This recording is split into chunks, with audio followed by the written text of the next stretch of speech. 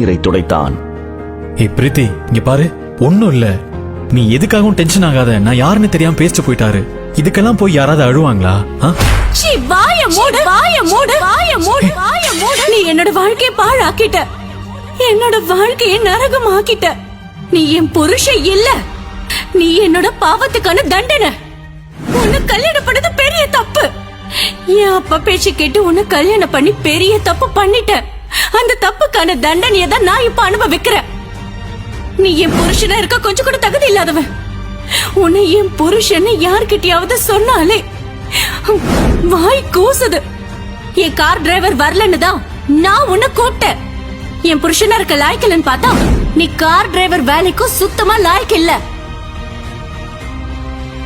இப்போ இங்க வந்து என்னோட விஐபி கிளைண்ட் மிஸ்டர் ஆதித்ய வர்மாவை அசிங்கப்படுத்திட்ட.